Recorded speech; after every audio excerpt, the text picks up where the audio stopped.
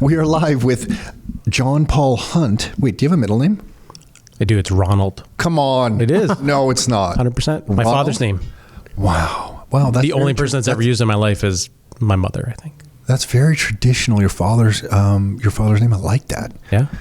When I first heard it, I didn't like it. I'm not going to lie. But now that I know it's your father, I really you kind of have to now. Jon Paul Hunt. And Jon is Jon. Yes. Not John.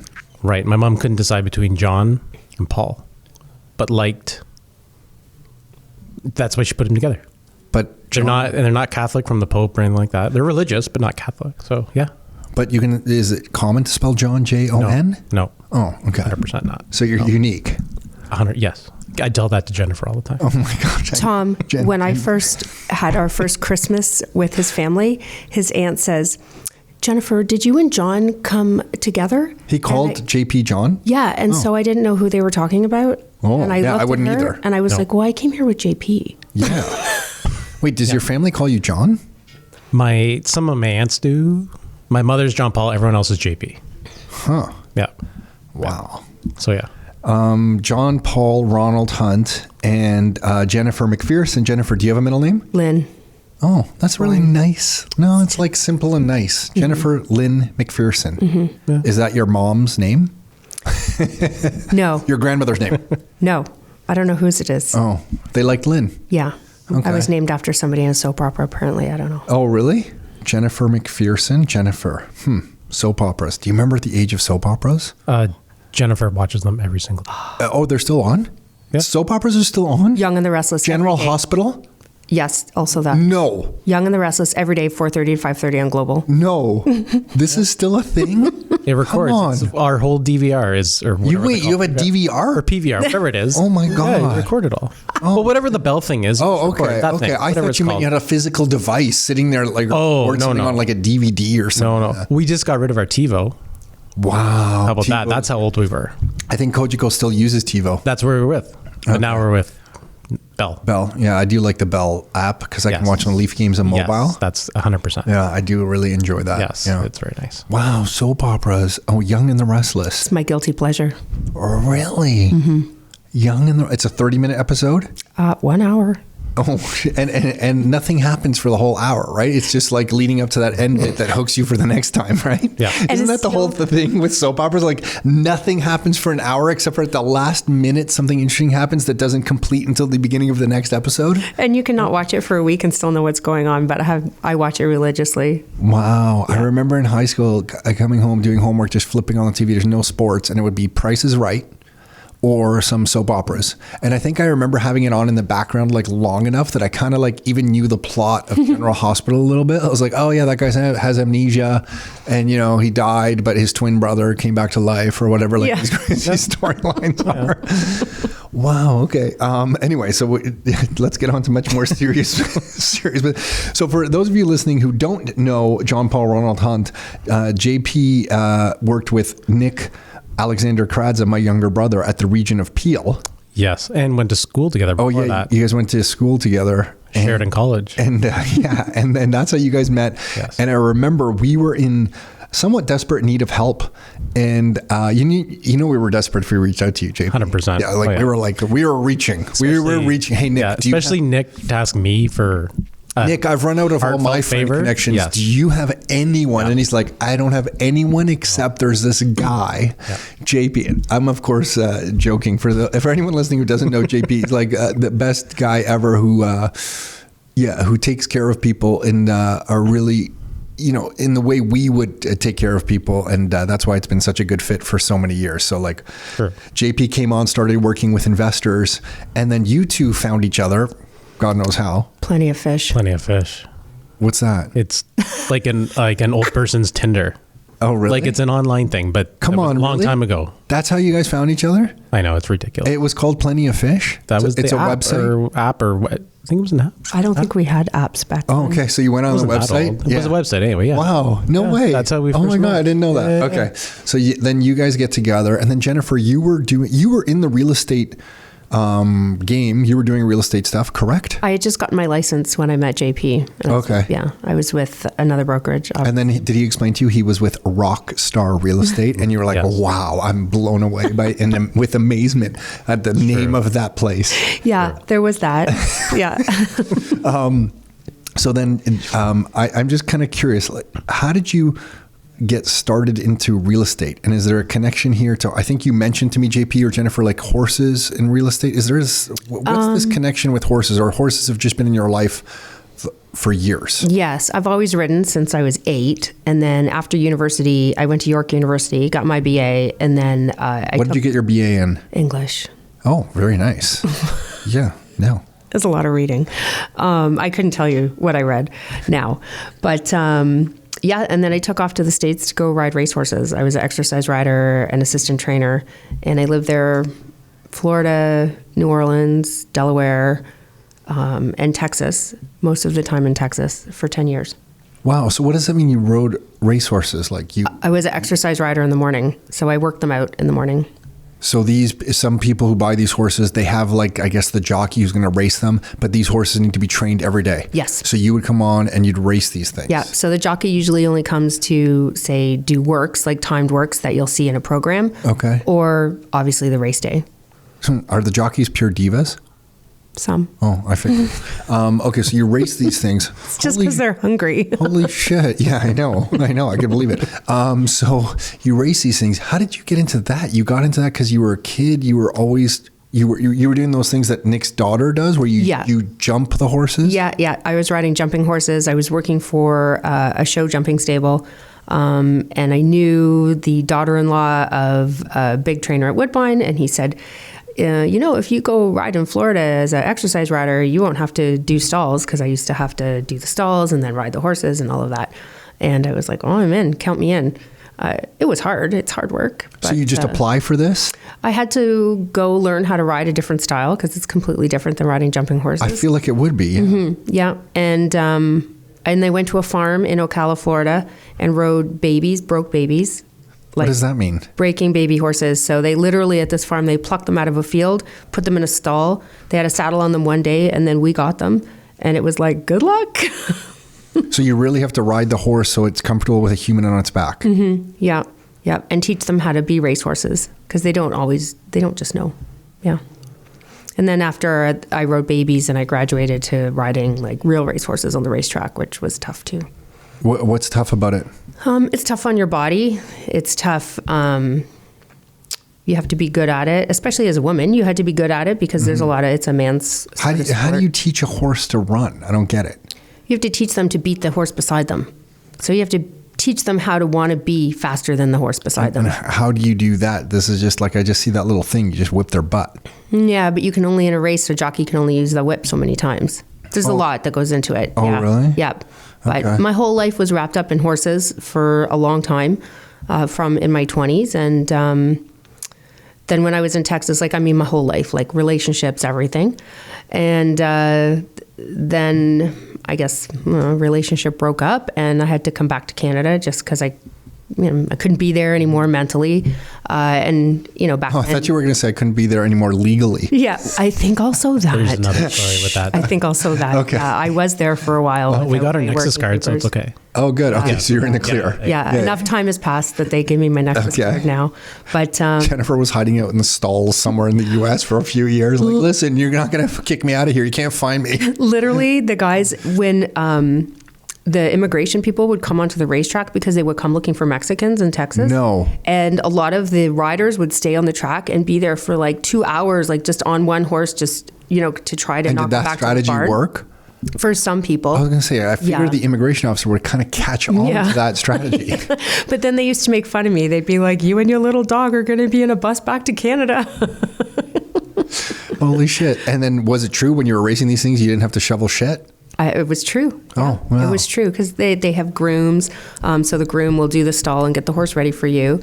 And you come in and you get on the horse and you go out and you gallop, a mile and a half, and then you bring the horse back. Aren't these horses worth a lot of money? Like, I feel there's a lot of pressure. Like, if you screw up or you injure the horse, you're going to be getting big shit, no? Yes, if you fall off $1 million racehorse and it runs and Over hurts you itself. and twists its ankle? or hurts itself, you probably might lose your job. Yeah, got it. Okay. Yeah. And it is, how often would somebody fall off a racehorse?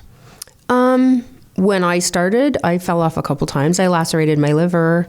That was about the worst I got hurt. Because the horse stepped right on you? No, I came off the front of it. It was sort of a freak accident. But Okay. Yeah. No, I didn't fall off all that much. Yeah. Sheer terror will make you stay on top of. And are you still involved with horses? Yes, I ride jumping horses now. Huh. And this is like a pleasure thing? Now it's a pleasure thing. Do you go to like different competitions around here too? Yeah, I go to competitions in Caledon and Erin. And Yeah. And the idea with, I know so little about this whole space. So the idea with these horses that you jump them and it's how pretty you jump, you get a reward or you get an award? For some See how little I know about disciplines. this No, stuff? you're good. You're more than most people. We'll have to get you out to a horse show.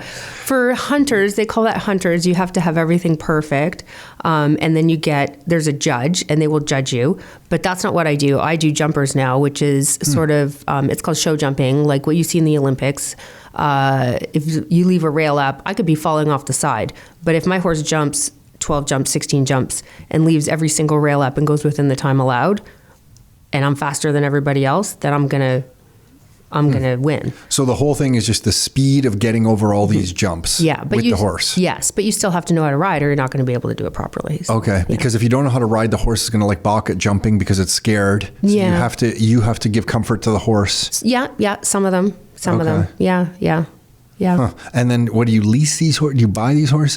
The one I have now is leased. Okay. Yeah, you can lease them. And you can part board, you can buy them. Okay. Depends on what you want to do. Okay, got it. So like one of our mentors, Dan Kennedy, I think he owned, I feel like 6 or 8 or 10 horses. And he just used to always complain that they just ate money because he would have to feed them all. And then he would do what is it when they're behind the horse? Yes, standardbreds. Yeah. Okay. And then he was behind the horse In a cart in Ohio because it was one of the few tracks that had 12-month-a-year cart. It's a little cart, like 2 wheels. And, he said it was very dangerous. It is. That scares me. Somebody has asked me if I want to do that, and that's terrifying to me. That looks terrifying. And I think he's fallen off and got injured a couple times. Yeah. Okay. Yeah, I've read his books. Yeah. Yeah, okay. He's cool.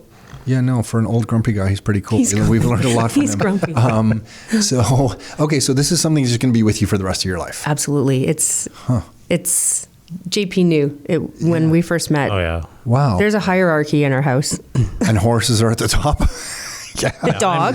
The dog's number 1, the horse probably 2. What kind of dog do you guys have? Jennifer's 3. Yeah. You're at the bottom. I'm definitely the bottom. Yeah. You live in the garage, dude. Yeah. So Jennifer, were you interested in real estate investing before you met JP, or was this like a whole new thing to you, or you'd already explored this area? How did this come together? Because you guys are now working together with investors. How did that come together? So in a nutshell, like I was saying, when I had to quit riding in the States and move back to Canada, my whole life crumbled, and nobody gave, can I say a bad word on that? Nobody gave a shit if I rode $1 million racehorses. I would go to, because I had an education, I worked in offices. I actually also have a law clerk degree. Oh. And so I would go to apply for jobs and I would go to job interviews and they would say, do you know how to use a computer? Yeah, and I'm like, I'm a riding horses, not living under a rock. Yeah. And so everything I had done previously was sort of gone, and I didn't know what I was going to do, and I kind of started to feel really bad about myself. Oh shit. And I remember I worked at a Fabutan, and the woman talked down to me so badly. Like the owner of the one franchise. Yeah, talked back down to me so badly. I ended up quitting on the spot. I don't think I've ever walked out on a job, and I walked out on that one. Do they still have tanning salons? Yeah. Yeah, okay. Yeah. Fabutan, funny. So you got out of that job. Then I worked in a restaurant, and I worked in a restaurant, still probably not good for somebody who's not high on the confidence level, but I was good at it. Why is that? Well, no matter what you do, the customer's always right? Oh, okay. So you have to deal with people who are complaining. Yeah, but it prepared me for where I was going. So I took a course at Conestoga College in design, and it wasn't for me. It just wasn't what I wanted to do. Okay. And the next step for me was real estate. and I got my real estate license. I tried once wasn't the right time. Then after probably years of partying too much, then I decided I had to get my life together, and I got my license again. And it was just when I got my license again and was deciding to get my life together that I met JP. So I wasn't really interested in investing per se, but I was interested in real estate. Got it. And JP always seems to me, because you guys are together, it's probably different, but to me, he always seems like such a stabilizing force, Absolutely. like a rock. He is my rock. And he seems. She's gonna cry.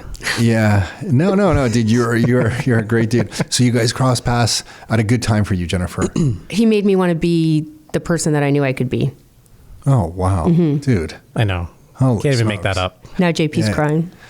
Yeah, that's really cool. Okay, so you were doing this world, and then JP. So Jennifer's doing this. You were working as a rock star. We were all working together as rock star coaches, all here. Yeah. Yep. Then you went into firefighting because that was like a big dream of yours, right? That was the little kid dream. That was the little kindergarten, literally from kindergarten dream. I used to get in trouble running to the window to watch the fire trucks go because the fire station was across the street. Yeah, got it. And then because we were trying to convince you to stay on as I know you work with members, but it's now kind of you're picking and choosing what you do together. I think Jennifer and you guys still work with Rockstar members. Yes. But at one point we were trying to get him, Jennifer, I think you know this, to not go into fire because you were just so naturally good at working with Rockstar members, dude, that we just wanted to keep you selfishly, and we couldn't convince you, and then we didn't want to ruin your dreams.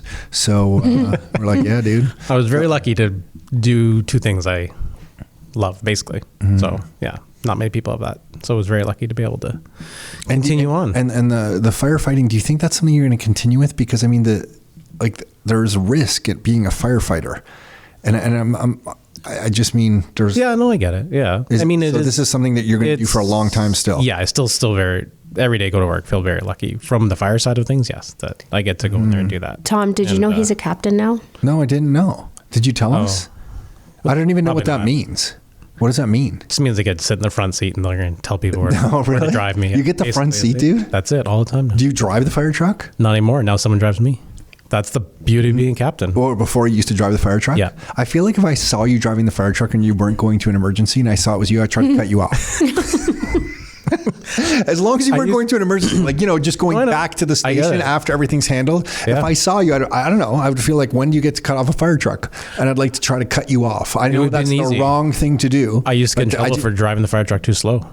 Not to emergencies, but if we're just driving up and down the road. Why? How slow would you take the fire truck? Well, I would literally go the speed limit, because I'm like, what rush do we have? He doesn't just drive the fire truck slow. Right? He drives his car slow too. Yeah. Well, no, dude, you're driving a fire truck. I think driving the speed limit's probably the right thing to do. I understand. That's what I always said. Other fire people, can we say firemen?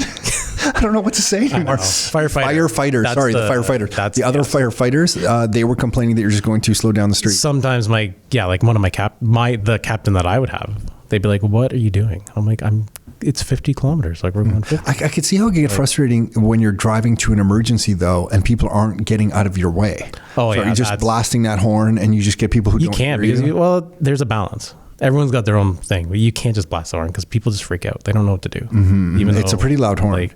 It is. And everyone's supposed to turn to the right or go to the right, but half people go right, half people go left. Some people just stop. They don't know what to do. Have you ever been in a situation that really was super dangerous, or have you been fortunate enough to be kind of stable and haven't been put into super dangerous situations? No, a couple times for sure. That could have turned out pretty dangerous, but you have to stay calm and just, it's more a lot of common sense. That's really what it is. Sometimes you can't what's the word? You don't have a choice. Sometimes you have to go into a dangerous spot, but a lot of common sense goes a long way with, okay, we're going to do this. A lot of training too. So if we're going upstairs into a house, for instance, that's on fire and you can't see anything, well, you can pretty much figure out, okay, I'm in the stairwell, I'm going to go here. You hit if the room's got a small window, it's probably a bathroom or a walk-in closet if it's a bigger house, that kind of stuff. You can sort of figure things out. But we work as a team, big teamwork. And why is it that the firefighters are usually the first at any sort of emergency call? I feel like firefighters are there before police. Depends where you are. I'm in Burlington. The police are there because they're in their cars already. So the police are there usually pretty quickly. They are? But, okay. But firefighter, because there's so many fire stations in a city.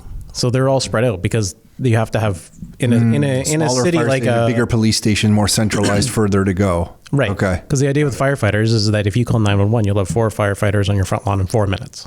That's like a standard, an international kind of standard thing that the cities around here will basically follow. Yeah. And within then it's like it goes on from there. It's like at 12 minutes, you'll have 20 people on your front lawn. Like that's how they kind of space out the fire stations. And then do you feel like firefighters, you probably can't answer this, or do you think they're getting enough funding right now? Like, do you guys have all the equipment that you need and all that stuff? Yeah, we're good. I mean, as I said, in the cities there's always budgetary stuff with any city, but no, we're pretty lucky in being in the greater Toronto area. I think most firefighters or most fire departments are pretty well taken care of here. 2 days before Carol and I got married, we had relatives from like all over the world come to my house, and a slightly older gentleman had way too much to drinks coming up the basement stairs. We had like my parents' house finished basement, walk out to a kind of pool area. I think my dad was down there with his friends. They're all playing cards late, drinking. They hadn't seen each other in years. These are like childhood friends that all come together for this wedding. And I'm the oldest son. It's like a big deal. And he gets, I guess, out 2/3 up the stairs, falls back, smashes his head. Blood's coming out of both ears. Yeah, and somebody's screaming from the basement. Carol and I had fallen asleep, I think, watching a movie like in the family room. And I jump up. And I go to the top of the stairs. I see what's going on. I start screaming at Carol. Carol calls 911. I feel like the firefighters were there immediately, and they started banging on the side door to the house because I guess Carol had maybe said it's in the basement or something. So they went to the side door so strongly and loudly. I was convinced the door was going to knock itself down. I was like, "Holy shit! These guys mean business." But they were there instantaneously, and I really think the guy ended up being okay. But when you see blood coming out of 2 ears when someone smashed their head, it's never that's a lot. No, never that's a pretty definitely sight. A warning sign. And part of it's just some of my dad's friends and stuff. They're just like old school drinking, playing cards. Like these guys shouldn't, at that age, they're already, I don't know what, I guess it's 20. So at this point, they're in their 60s. Like, who knows what they're doing. But thankfully, the guy was okay. Yeah. And I remember police ended up showing up after, and all the neighbors came outside to see what's going on, right? Because it's pure chaos. And I remember there was a group of like 15 neighbors in front of our house looking inside the house, trying to figure out what was going on. Carol was sitting on the front steps. And I think she was kind of just in shock at what had just happened because we didn't know what was going to happen to this guy. And thankfully, he was completely okay, like, full recovery, fine. And I just turned to her, I said, "Hey, welcome to the family." And 2 days later, because we always has crazy stuff. Whenever our father was involved, there's just always been. I remember that house. Yeah. It's still there. It's still there. Oh, yeah. But I just remember always being so thankful that firefighters just seemed to show up like instantly. I didn't know there was a 4-minute kind of rule or window. Yeah, it's like a standard. It's like 75% of the time, 4 minutes, you're going to have 4 firefighters your front line. Yeah, got it. That kind of thing. I want to ask Jennifer some of the stuff that you're up to, but before that, with investors that you guys are working with now, so Rockstar Investors, other investors, who are you you're working with? Where are you looking in specific? Are there specific areas of Ontario that are attractive to you? Do you map what you're doing with investors to what they're looking for? How are you approaching working with investors right now? And I don't know who wants to take the lead on that. You can start. Yeah, so we're sitting down with them and especially now, so we've offered up, meeting with people, new year. A lot of people like to sort of goal setting and things like that. And I remember since joining, it's actually you and Nicola at times talking about writing down goals and how when I first started, I was like, what does it matter if I just think about a goal or write it down or like that kind of stuff.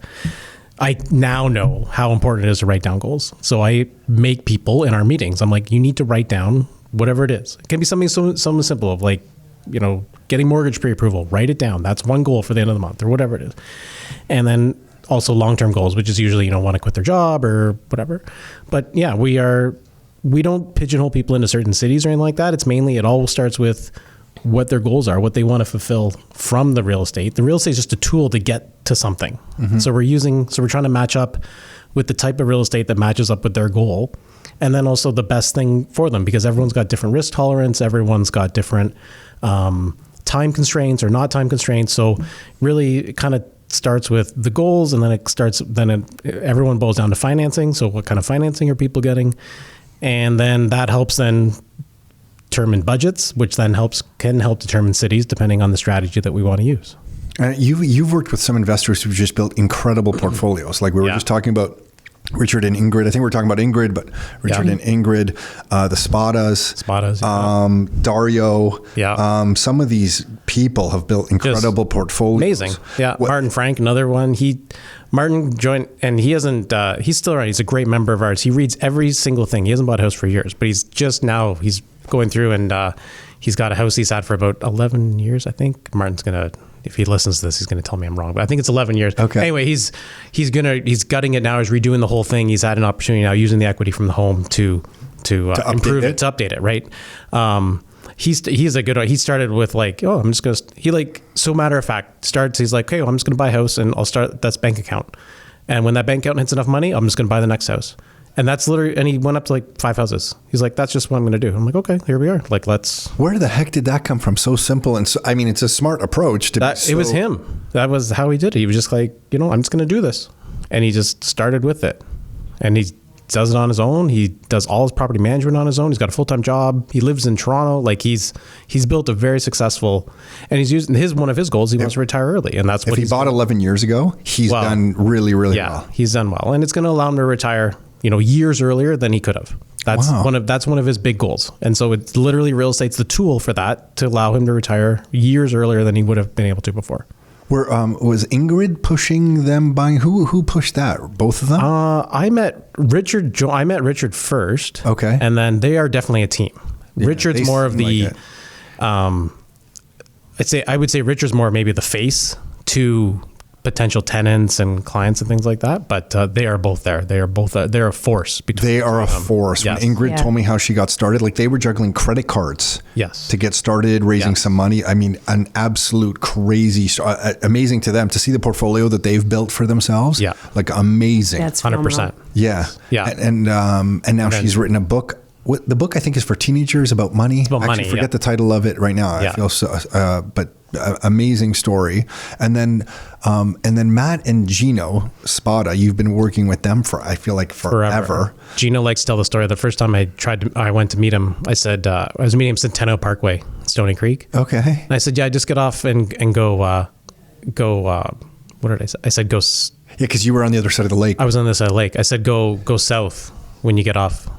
And then he's like, south, that's going to put me. No, I said, go north. Sorry, that was it. I'm getting messed up. I said, go north anyway off Centennial Park. He's like, you want me to go in the lake? Like, you want me to drive in, Gino is, he's pretty, like, so you're telling me to drive into the lake, really, basically. I'm like, no, like, what are you talking about? And then when we first started investing in Hamilton, it always used to freak me out when you would drive north to the water. Yeah. It literally took me years for whatever reason. Now it seems so obvious and so silly. Yeah. But I think it was just growing up in Mississauga, it was always south to the lake. Yes. And so when I was in Hamilton, and if the GPS north or something said, you're going to drive south, I always assumed, I just go towards the lake. And that was like going north. It would blow my mind. That's why I use left and right, Tom. Yeah. Especially back then, because I was printing out maps. There's no GPS in the car, right? Like I was printing out maps and being like, this is where I was going.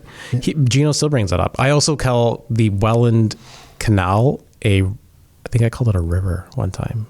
Like you don't do that. Like that's no, it's a canal. Yeah. Like I did that really wrong. And then, so like these are all different stories of different investors for a long time that have been really successful. They all seem to take action.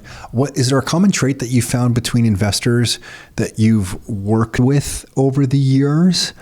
I feel like just listening to those stories, it seems like self-responsibility. Like these people just seem like they're taking the responsibility of their futures on themselves. Like they don't seem none of them. And we didn't talk about Dario, but all of them seem to be like, if there's a problem, they're going to handle it. They're not looking to point blame. It's just like, yes, I'm going to deal with, like, it might be a crap situation, but I'm taking the personal responsibility of dealing with this. They take action. Yeah. They take action, and then they don't overanalyze everything. Mm-hmm. How do you think they don't overanalyze? Because I agree with you, but is that something that can be taught, or they just have this personality trait? Mm-hmm.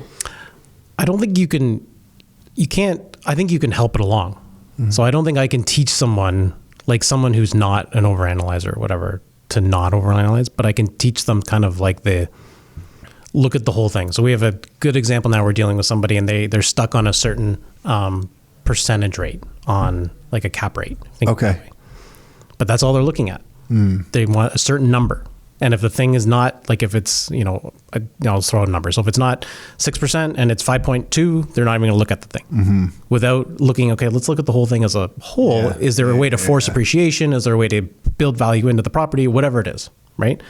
But with other people, I would say that where we come into support is, okay, they want to do something and they're not afraid to get out of their own way sometimes or whatever. Absolutely. But it's a lot of brainstorming sessions. It's a lot of, we kind of joke sometimes, it's like therapy. We're not realtors. It's a lot of times we do brainstorming, we have therapy sessions, we do this, whatever it is.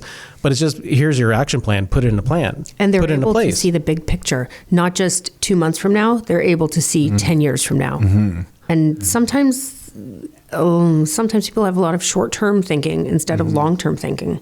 It took me a long time to figure out that people didn't think that way, because I think my whole life I've always extrapolated forward. Like I've always thought, okay, 10 and 20 years, I don't really care about this right now because it's going to be worth it to go through this pain if the cap rate's not a certain cap rate or if it's not the perfect time, because 10 years, I'm going to want to have the benefit of like owning this property right now. So for example, I have a friend who, we've been trying to convince to buy a property for some time. I hope he's not listening to this, but maybe.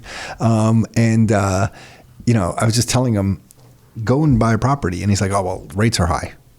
And I'm like, well, before you told me prices were high. So this is the classic thing with most people. I'm like, well, now's not the right time to buy because prices are high.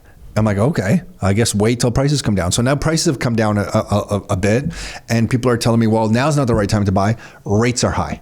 And I'm like, there's always going to be 10 reasons why not to buy. You don't make money with investment real estate by trying to find the reasons not to buy. You have to try to figure out how to buy it so that you can hold it and not lose your shirt. Like you have to survive through the ups and downs of a market like we're going through right now. But once you figure out the strategy to get into the market, just hold on for dear life and ride the waves. And 10 years from now, I've never met a person 10 years after buying a property who has told me, well, that was a mistake. Right. Yeah. I've literally never met that person.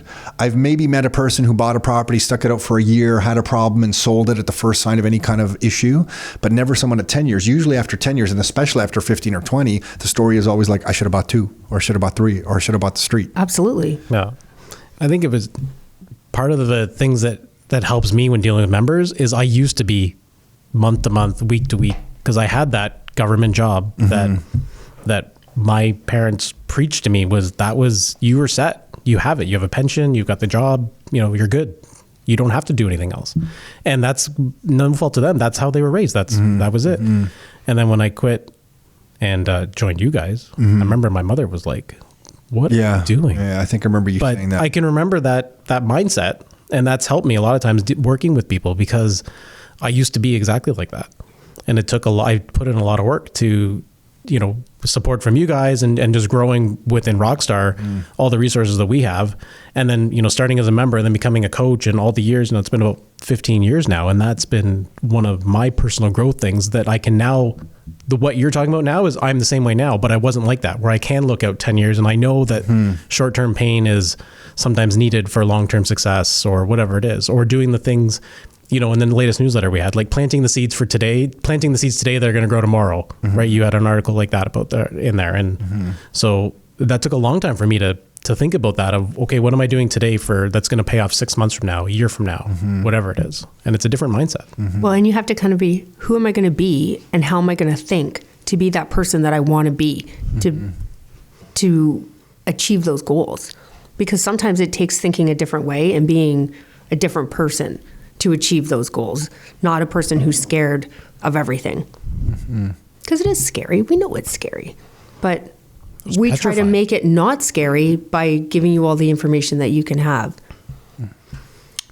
Yeah, you're right. And we're just so predisposed to like being scared of everything. Like just as humans, we're scared. Well, especially recently, we've been taught to be scared of everything instead of to grow. So Jennifer, then when you transitioned into real estate, like that's pretty scary. Oh, it was terrifying. So like, what did you say to yourself to kind of take that step? But I was always, so when I rode horses, I was my own, a sole proprietor, right? I got, if I fell off and got fired, then I had to go find myself another job with another trainer. It was on me. It wasn't, wasn't really a secure job. And then when I came back, I started to be an entrepreneur. Like I had a line of clothing. I developed a hook for use in the barns where I had to, learn about metal and all of this stuff. And it's scary. I put a lot of money out to do these things to see if it would work. And working in a restaurant was scary. Working with people was scary because all I did was ride horses. So, but I think one thing with riding horses, it teaches me to move past the fear. Mm-hmm. Yeah, so like it's almost like the riding horses was very beneficial because it's a scary thing to do. You can fall off. You're your own boss, like you said. You're your own business.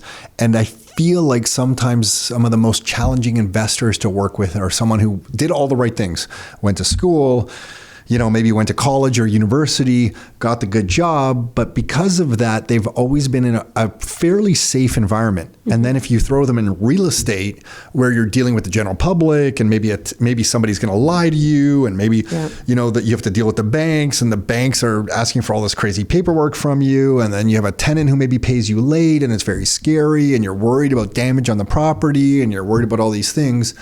It's almost like it's just beneficial for people to be scared shitless through their life as early as possible because it just like gives you this it teaches you that you're going to overcome things. Yeah, absolutely. And that's like the biggest thing that I'm trying to make sure my kids have is that just make mistakes and screw up and put yourself in scary situations and do it as fast as possible.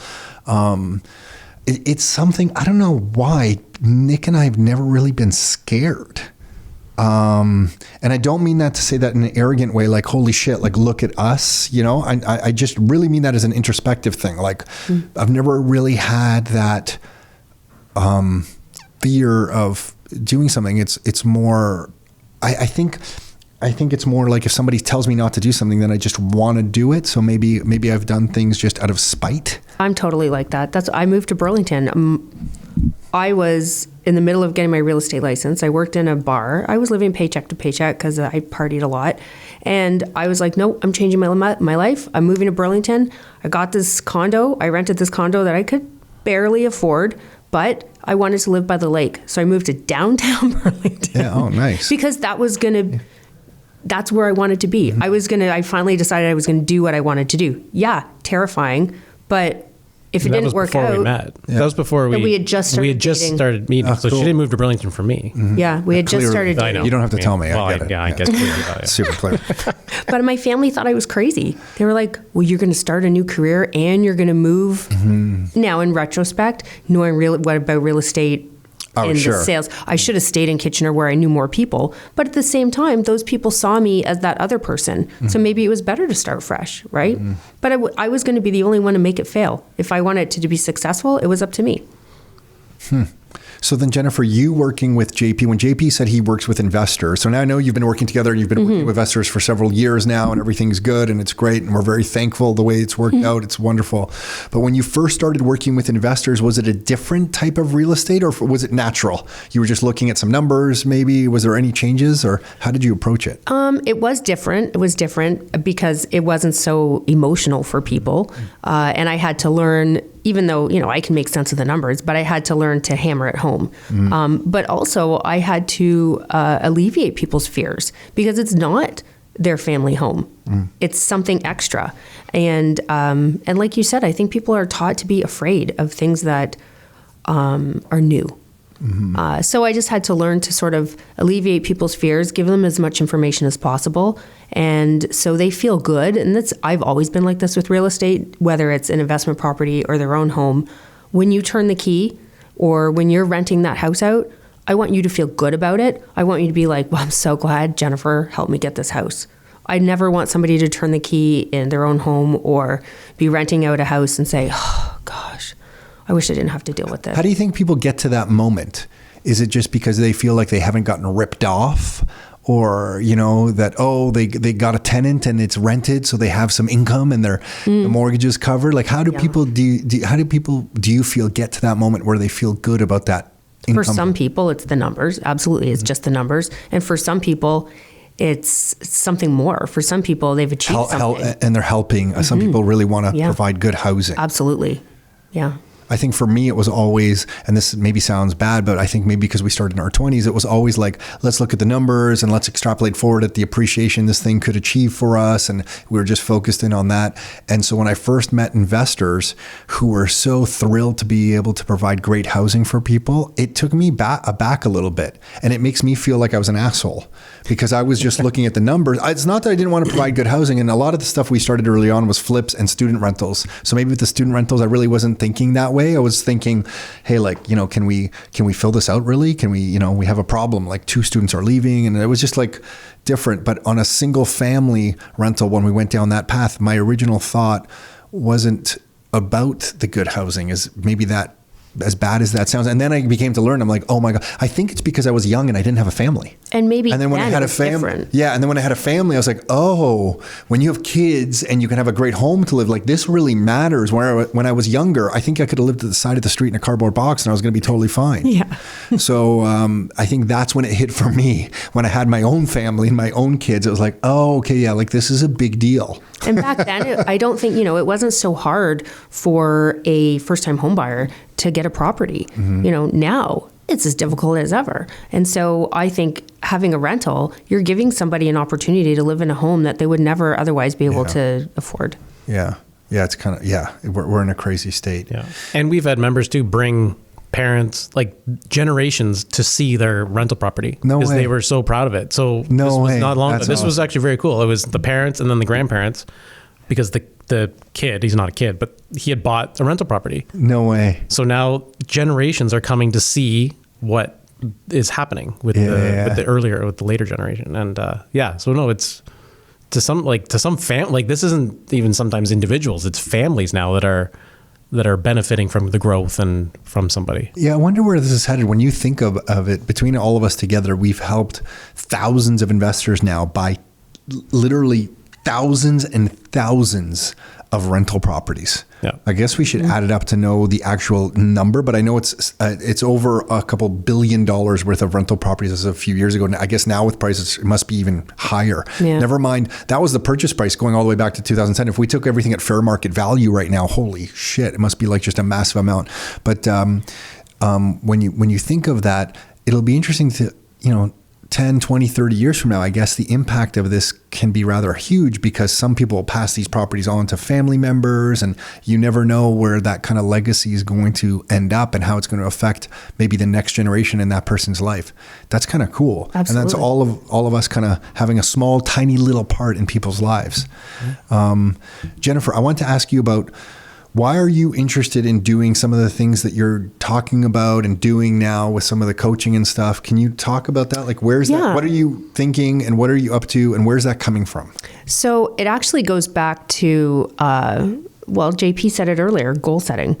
And I think, if I think back, I went to a conference in my first year of real estate, Brian Buffini conference, and he had you write down all your goals, short-term, long-term, all of that. And if I go back to that, today, I have accomplished so many of the things that I set out to do. When I thought that my life was in the dumps and I needed to change and I didn't have 2 pennies to rub together, and I literally would go to Indigo and read Tony Robbins books and then put a marker in the book and hide it, and so come back the next day and read it because I couldn't even afford to buy the books. When I did the journaling and all of that to I say live my best life. I know it sounds cheesy, but when I did all that work, I'm doing the things that I never thought were imaginable. And so I would like to help, if I could just help one person to maybe get there and not feel alone. Because back when I was going through it, it wasn't all over the internet. It wasn't easy to just take a course online and help yourself. And it wasn't, I guess, socially okay to say, hey, I'm 30 something years old and my life's a mess. And I don't know what I'm going to do with it.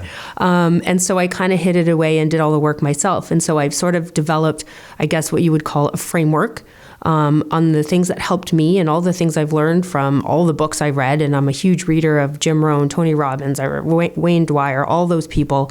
And all the information I've put together that even still helps me today to achieve my goals and live my best life. And I mean, one of the things was I wanted to be able to ride a horse every day. I wanted to be able to have my own hours. I wanted a husband who loved me and who, was a good relationship. And all those things, they didn't just come because I sat back and did nothing. You have to work at it. So if I could help one person to not feel like they're alone in their journey and give them some tips, maybe one little thing that they could take away from it to help themselves live their best lives, then that would make me happy. Oh, wow. Jennifer, holy smokes. I feel like you've been through a lot, and I feel like just listening to you, you're probably hard on yourself. During that time, I don't know if you're still hard on yourself. I think maybe we all are hard on ourselves in some ways. I feel like you were pretty hard on yourself during that era of your life. I don't think I was hard on myself. I think I drank a lot and did a lot of other things. How much partying were you doing? A lot. JP's here, so we can't really talk about it honestly. But it was a good few years. Yeah. 6. So that's interesting. So yeah. you weren't. But I wasted that time. So yes, I'm hard on myself in the time, in the sense that I think. But did you waste that time, or is it just part of your story? I think it's part of my story. And if I didn't have that, I wouldn't be who I am now. And totally. If I didn't work in a restaurant, I don't think I would be able to work with clients as a real estate agent. Why do you keep bringing up the restaurant? That was really horrifying for you. Oh, yeah. It was not a good experience. What, people yelled at you? Oh, yeah. The people you work with yell at you. Really? If you think you see Gordon Ramsay on the TV and you think that's just a show, anybody who's aspiring to be a chef out there, that is not okay. You do not talk to people like that. Seriously, because all these chefs out there think that they can talk to you like Gordon Ramsay yells at everybody. Was this high-end restaurants or just chefs that thought they were high-end? Yes. Yeah. Yeah. And some were great. I'm not going to say everybody. I had, made some good friends and, and some experiences were good. And, some of the customers that came in are still friends today and, that kind of thing. But, yeah, this was a major moment in your time. Just hearing you talk about that, it's obvious that it really had an impact on you. Mm-hmm. It forced you into real estate and pushed you out of the restaurant business. So you'll never go back into the restaurant world. Never. When we go to a restaurant, I can't even sit near an open kitchen and hear them yell hands. I have like PTSD because what does it mean? Somebody run the food. Hands. That means somebody there's food take ready? The food to a table. Yeah. Jeez.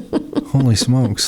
And then I feel like JP has a similar, but the region of Peel for you you weren't bothered. Nick basically tricked you to come and help work with us to leave the region of Peel. You weren't hating your life. No, I wasn't. No, I was lucky. I had a good life. We had a lot of friends there. I still hung out with Nick at that point, like socially and all that kind of stuff. And some of those stories could never be told again, but that's like, thank God there wasn't video back then. Oh my God. Wow, you were one of Nick's real friends. I know, it's really surprising. Yeah, we just talked about this the other day. You picked him up and slammed him on a couch or something. I used to. He picked you up. Yeah, I used to be able to throw him around. Yeah, I forgot. And then he started going to the gym a little more. And one day when I realized, yes, we were play fighting, whatever you want to call it, he probably said something to me and I called him an idiot or whatever it was, and he picked me up and we broke our friend's couch because he picked me up and threw me over his shoulder. And I was like, oh, I guess I can't do that anymore. That's So when you were at the region of Peel, though, if you reflect back on your life to this point, was it a good decision to leave the region of Peel? Oh, 100%. Yeah. So why for you was it? Because I feel like you were kind of happy there. You're right. I was happy. I had a good job. So why was it a good decision then? I think because I think maybe it from being involved with, because I'd started as a member with Rockstar. I don't know if you remember that. I started as a member when I was still working at the region of Peel. I don't quite remember that. No, okay. Nick was my coach. It was a horrible, I know, worst coach ever. But when I guess I was starting to see there's more out there than the 9 to 5, Monday to Friday. Yeah, got it. And yes, I did have it, quote unquote, a little bit easy. I didn't have a family. I didn't have children or something like that to take care of. Mm-hmm. But I was like, well, let's just do it. Like, I was like, if I have to eat craft dinner and nothing else, then let's just try it. That's why I decided to come on and became a coach. Yeah, kudos to you, man. I think that's pretty rare. And then just was lucky. Then I think I was lucky to realize it's almost that stuff that, been talked about a lot of Rockstar things. It's the, who you're surrounding yourself with, you're the common denominator of the 5 people you spend the most time with or whatever, all that kind of stuff, whatever you want to call it. And it's true. And, I think we were lucky to find you too, because I know I was so heads down trying to make this work and just survive. Not that we ever thought Rockstar wasn't going to make it. It was just like, holy shit, there is a lot of work to do. You were someone who just, had a good heart and always did the right thing. So it was just like a natural fit. And you didn't require a lot of like supervision by us. And it really made our lives easy, because if I look back at that time, there was a few people that started with us really early. You, Leslie Kitchen, Mike DeZormo, and that, I think shortly after Andrea McDonald, and then JP Galbus came on about a year after that. Like those 5 people, like lifetime friends. Yeah. Right? Like, I guess four people. And but anyway. we're all still working together today, which is freaky. And then we said we're lifetime friends, even if we decide not to work here anymore. When I look back at that era, you got to do what you got to do. But when I look back at that era, it's like, it's just a miracle that it just all worked out, because it was just so like, this is what we're doing. And we're going to start Rockstar Real Estate. But meanwhile, we're out of like one tiny room, and then 2 that we upgraded to 2. I came on when it was 2 rooms. You had just moved to 2 rooms. Yeah. That was in Burlington. Did you come on when we were in Burlington? Coffee office. Yeah. Okay. We were at the coffee office. We had 2, little offices that were like 10 by 10. Then we moved to the 2 bigger ones. Yeah. And then we got a 3rd one. And I didn't have an office of my own for years, just because I don't feel like we needed it, and I don't think we could afford it or whatever. But looking back, it's just crazy. Like, we literally had the sandwich like the girl who made the sandwiches at the front, she was taking checks from realtors. Yeah. I looking back, I'm like, why did these realtors drop off? They were good sandwiches though. They were great sandwiches. I know. But it was a sandwich bar. No, you're right. And people would drop off their check. Yeah. Why did they even trust this person? I don't know. Yeah. Like, if I was doing that now and I had to drop off a deposit check to the person who was making the BLT, I mean, I'd be like, hey, is this a real brokerage? Because we were behind the corner. You couldn't even really see where our office was. That's right. I forgot about that. Yeah, that was insane. So I feel really grateful. Like, that was kind of like a bit of magic, the way that all kind of worked out. It's funny how things work out the way they do. Yeah. It is. And then you guys found the fish bowl. Yeah. Plenty of fish. Oh, sorry. Plenty of fish in the sea. I don't think the kids now have no idea what that is. Yeah. But it was online dating before. Got it. But the funny thing is when I got his email, I had canceled my membership on Plenty of Fish because I found out that they were using my Facebook profile for other fake profiles. Oh. I went on a date with a guy and he's like, oh, I've talked to you before. Isn't your name this? And he showed me pictures of me on another profile. No way. Yeah. But I left that date at the bar. Anyway. But when JP emailed me, because you got an email for him to introduce himself, it was very nice. And I was sent a scathing email back. And I said, I don't know how you got this email. I've taken my profile down, Sneaky. And he was like, oh, okay, I won't bother you again. Well, in the meantime, I checked out his profile and saw he was a firefighter and a real estate agent and had really nice blue eyes. And I was like, okay, well, maybe I don't need to be too hasty. Maybe I overreacted on my email response. But the funniest part is in his picture for Plenty of Fish, he's at one of the Christmas parties from here, and he's with Andrea McDonald. No way. And in his picture, though, right? Okay. It was a group shot. I wasn't just standing with Andrea. Like, let's put that up there. But the picture only showed you and Andrea, and so I didn't realize. So Andrea needs to know that I tried to get her out. She wasn't supposed to be in this picture. She knows the story. Yeah, she does. I always thought she was his ex-girlfriend, and then I was at the very first Rockstar Christmas party, and we were sitting on the bus waiting to go, and she walks up, and I was like, tell me your ex-girlfriend worked here. And he was like, what are you talking about? And then the bus left, and there was a lot of stuff, and for that whole night I was like, oh my God. But then Andrea's really nice, and she's not his ex-girlfriend, and Andrea and I are friends, and so it's all good. Oh wow. But even though she's also married to a JP. Yeah. Oh my God. I didn't know a JP until I met you, and now there's JPs everywhere. I officially know too many JPs. Yeah. We need to stop. We only told Andrea this story like 2 years ago. No way. Oh yeah. It was amazing. She died. So when you guys now work with investors, do you meet with them together individually? How does it work with you two? Because you guys are a team now working with investors. Yes. So we do try to meet. Yes. The initial one-on-one, we usually try to meet together. We like them to meet both of us, even if it's, we like to do a one-on-one in person to meet both of us. Because if for some reason one of us has to take them out, if the other one, can't manage their schedule to take them out when that person's available, then they've already met us and they feel comfortable. And then we're both on the same page. And not everybody gets along with everybody, let's face it, right? So some people feel more of a connection with JP, some people feel more of a connection with me. Then they're free to talk to whoever they want. Yeah, when we first started this, when it was just Nick and myself, I remember someone would work with Nick and then it just wouldn't work out. And then his schedule didn't work and I picked up. And then, we got along better than they got along with Nick, and then vice versa. Sometimes I just didn't have a connection with someone. They met Nick and they had a connection. It's funny how that works, and you just never know how that's going to break. Yeah, so that's kind of cool that you're meeting people together like that. Yeah, for sure. And then the geographical area that you guys are covering with investors right now, do you have a preferred area that you like guiding people to, or are you open? No, we're really open because it all comes down to what works for them. Like with their whatever strategy or whatever we're doing to match again, use the real estate as the tool to match up with their goals. Now, honestly, we do a lot of work in Niagara, just price wise, because that's what's working. Yeah. But recently things are changing, Hamilton's coming back down and, Hamilton might spark up again. Yeah, it's funny. Like the interest rates are way up, but now the prices are down, and then it makes Hamilton a little bit more appealing. Less down payment, you can buy a property. Yeah. But you need it's these freaking interest rates at this point. It'll be interesting to see what happens over the next 6 months.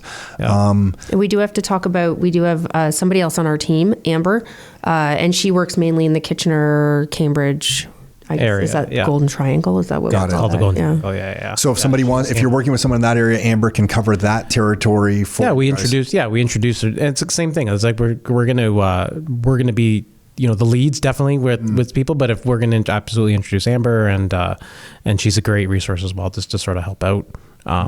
She'll bring her own clients to the table as well. Absolutely. Cool. Yeah. So there's something, I guess, now, like you've been doing this for some time, and Jennifer, you guys have been working together for some time. It's going to be interesting another 10 years from today to reflect back on these people that you've been working with to see what everybody has done. Yeah. Because now, JP, you're actually going to have some people that you've worked with since like 2009, 10? 8? 2008. Yes, 8. So in 10 more years, we're going to be like 24, 25 years in with some of these people. I know, it's crazy. It's going to be freaky to see what some of these portfolios look like at that point. And I wonder if some people will just sell off their portfolios at a certain point in life and just say, hey, listen, I want the cash. I'm going to pay the tax. I'm going to have some fun. And they don't have any. It's going to be, it's obviously going to be a mix, but it's going to be interesting to see. It's been neat too, because a lot of those quote unquote clients are, they're our friends now. Yeah. Like, like you mentioned Gino and Matt, like we've got, we do see, we dropped off some wine and Dario. We're going over for dinner with Dario in a couple of weeks, and like, just stuff like that. So it's really cool to.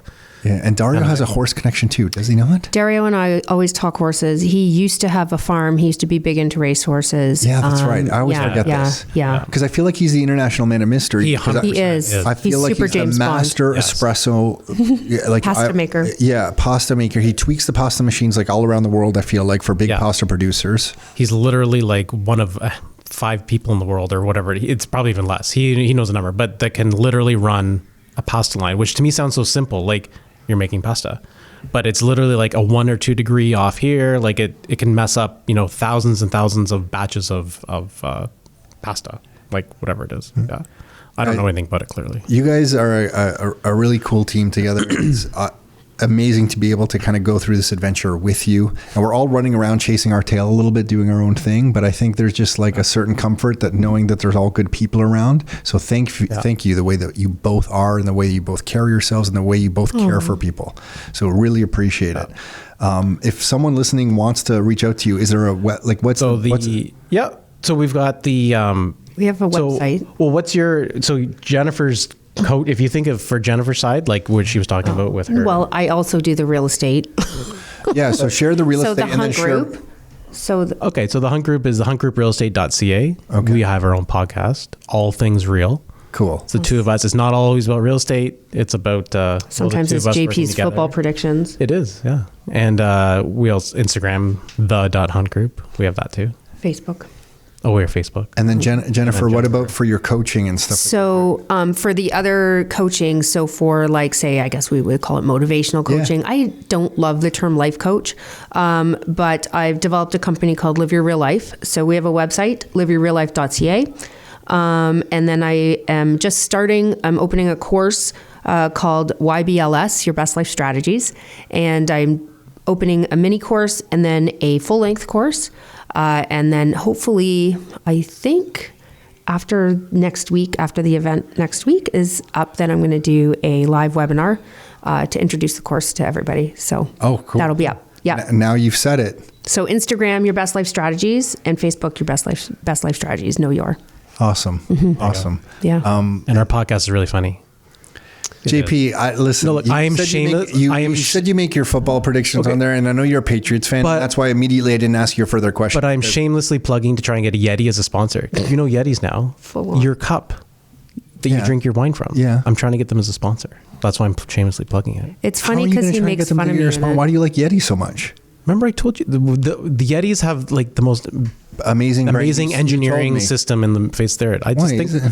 because you can go you can use Yeti anywhere. You can go on vacation with it. Your drink is Yeah, cold all you day. told me about the vacation Right? strategy. I That is like it. one of the biggest things. I do love that. Everyone's got the little dinky plastic Yeah, cups on yeah, vacation. You are king walking around Yeah. the resort. Yeah. He's obsessed. Yeah, no, And I if you can have a tell he cool- loves it. I've never seen Yeah. JP talk about any brand in this Yeah. way. Yes. No, I know. Anyway, If anyone from Yeti is listening, Yeah. you have a number one. You fan need here. to- yeah. Unfortunately, he's also a Patriots fan, but don't hold that against that's him. fine. Yeah. The Patriots, Oh, Patriots, come yeah. back. Yeah. I have an old Drew Bledsoe jersey that doesn't fit me anymore, so I was a Was Patriots it a Bills fan. jersey? It was probably a Bills jersey. No. It's probably a Bills jersey. It was- It was probably a Bills jersey.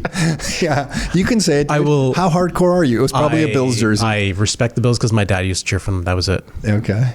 I cannot Yeah. cheer for the Bills, Josh Allen, number one. even though it's good. Thank you, both of you, for being here. Really appreciate this. Thank you. Thank you. Thank you. Absolutely.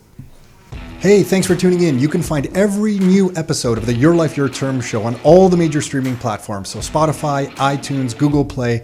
And if you'd like to get free copies of some of the books that we've put together, like these right here, or some of the reports that we've put together, like these right here, you can find all of those at www.rockstarinnercircle.com. That's www.rockstarinnercircle.com. That's it for now. Until next time, your life, your terms.